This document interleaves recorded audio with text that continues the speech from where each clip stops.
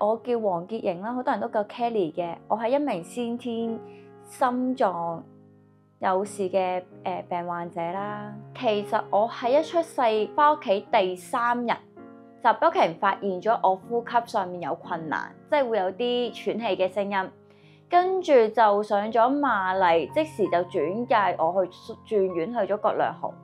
跟住再一啲嘅檢查，點知原來發現我有一啲缺陷啦。咁於是就要馬上做第一次手術。咁呢一個手術只不過係補翻個窿，跟住簡單啲嚟講就好似搭橋咁樣樣。嗰陣時我係9月份出世嘅，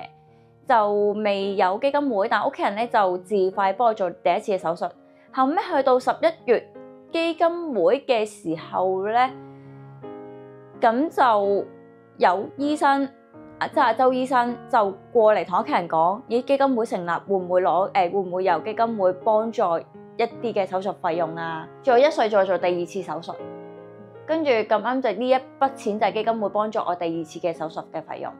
咁跟住直至到我差唔多接近2歲先至再出院，梁平醫生啦同阿周醫生就同我做呢一個嘅手術啦。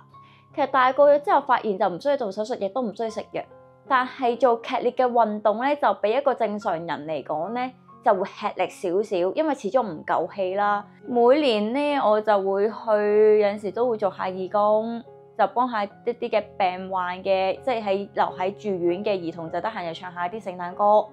又陪佢哋派禮物送俾佢哋啦。咁跟住又每年亦都要參加呢一個嘅聖誕 party 啦。嗰陣時就喺葛量洪嗰時好多人就逼爆個禮堂，咁啊，同埋同我同年嗰啲亦都會認識咗佢，即係亦都會認識咗身邊差唔多同年紀或者細過我年紀嘅病患者，大家會分享下呢啲嘅成長嘅心得咯。我成長過程當中亦都有即係我有去拍拖，甚至已經結埋婚，亦都經歷過幾次嘅小產，亦都係好順利亦都喺2021年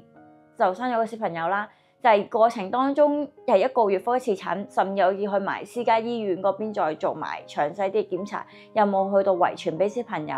但係嗰一刻就 touch wood 好彩就冇啦，因為當中醫生就會有0.5% 會有遺傳，但係做過晒檢查出翻嚟一個好健康嘅小朋友咯。嗰啲家長亦都擔心自己已經有小朋友，懷孕當中甚至係驚有擔心就遺傳。各方面我都有去俾嘅鼓勵佢哋咯，就係而家我身為咗做媽媽之後咧，反而我小朋友好活躍，又中意好動，而反而自己咧嘅體力就唔夠，有好多時就要有個小朋友要就翻我體力。我對我自己小朋友咧，就係只要身體健康就最緊要噶啦，即係冇病冇痛已經贏咗噶啦。